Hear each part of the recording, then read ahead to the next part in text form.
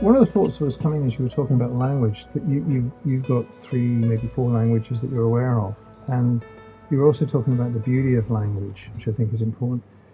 One of the difficulties, I think, from an English person's perspective, is that we tend to only know one language. What would the benefits be, do you think, of maybe explored other languages? How would that influence their writing if they were to learn another language? Well, I think they'll be better as human beings to start with because they are, rather than calling something the other, which people tend to call, they'll say it's us. So there's ourselves and then the others together as us. Other languages, of course, will broaden their horizons of speech and culture and so on. So it's obvious that what the benefits are. With the more you travel, the more you explore, the more you read, you're getting more in.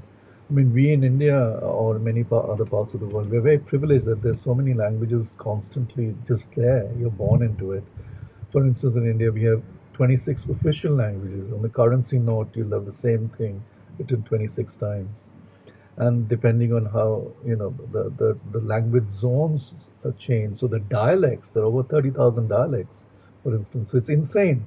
So even as Indians, we have no idea what someone else is speaking in distant parts of our country.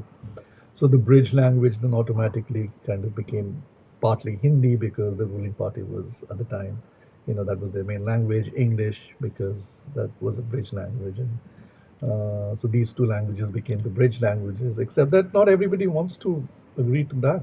So you have all the main so-called regional languages, Bengali being one, except that the Bengali I think is in the fifth or sixth most biggest language in the world. So it's Chinese, Spanish, German, English, French. Bengali comes fairly close. Just the number of people who speak it around the world, largely, of course, in West Bengal and Bangladesh, and then the diaspora. In my house when I was growing up, or even now, it's so normal for us to have. We would in a normal conversation in the same sentence we might use more than one language very easily without even thinking. So English is merging into Hindi, into Bengali, into Punjabi, and so on. Of course, when we are writing, then it becomes a bit more formal. We will stick to whatever. But then again, depending on the scenario, if it's a screenplay or a play script you're writing, then of course you write like what is around you because that's the way people speak. But otherwise, it's unipolar, boring. There's no color. How much pale do people want to be? Paler than pale. So I think it's a good thing. Diversity in other languages and other tongues bring. It makes for a much more better salad. Otherwise, it will be just only lettuce, and you'll be struggling to find what else you put in. You've talked about the diversity of the Indian culture, which I think is amazing. And one of the problems I think we have in the West at the moment is we're becoming very isolated in our way of thinking, almost going backwards. Mm. How would in India, how would they deal with different cultures and how would they integrate those cultures? And what could we learn from that? I mean, it'll be too presumptuous for me to say what the West can learn from Indians or vice versa. But as a regular citizen of the world, I would say, and hopefully we can all belong to passport-less, borderless spaces called world and humanity. But unfortunately, the politics and other economic forces don't allow for that because they won't make profit, and that's their mantra. Um, there's so much to learn. I mean, if you leave, there are two ways of living. For instance, one is for yourself, and it's solitary, and the only other person you allow is the partner of choice. So he or she will be allowed in that relationship. That's it, and you're operating within. Even within that, I know people have separate bank accounts and separate rooms and all that. So there's I and I don't necessarily become us. Whereas in India, you're actually growing up in a space where everything, a lot of things are just shared. The families tended to be larger. Of course, now it's becoming more smaller and smaller because of obvious reasons like money and so on. People are having less children, certainly in the big cities. So the focus becomes much more narrow and eye oriented. But if it's just eye oriented, you'll have all these millions of molecules which don't relate to each other. The world is going to fall apart. We were talking about science and lyricism and cadence and texture. It's only possible if different things collide and unite.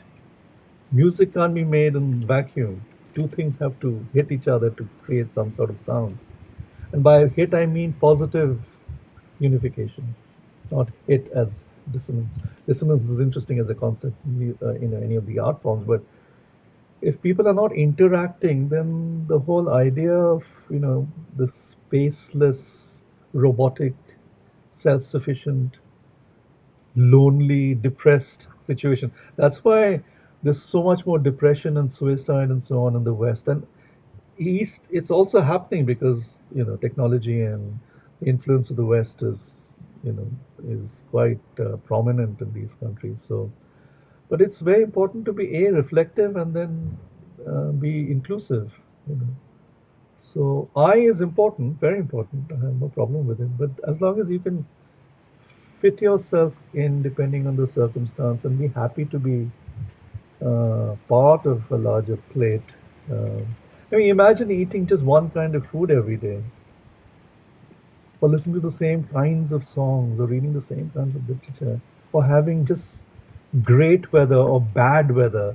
I mean, it'll be terribly monotonous. The word monotonous, it's mono and tone, and oddly, it's not us, really.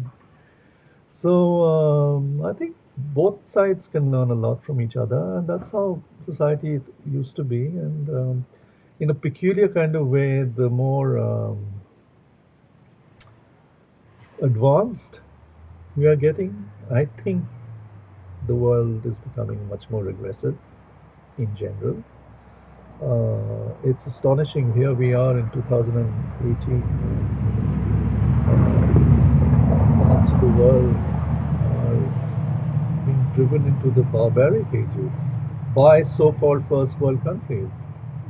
And it's shocking. I mean, what is the point of education and civilization when you can't even, create a space where, I'm not saying things will be all equal for everybody. That's an utopia. But at least there's a semblance of parity.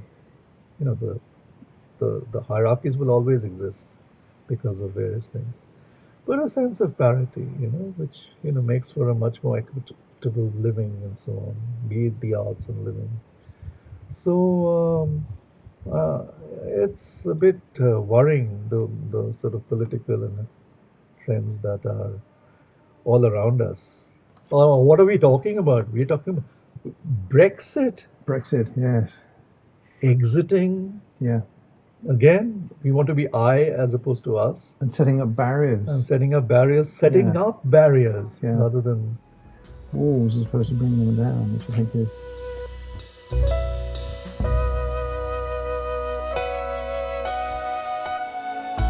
We have more on the way, so please subscribe to this channel and check out the link below if you'd consider becoming a patron to help us keep making more content. Thanks for watching.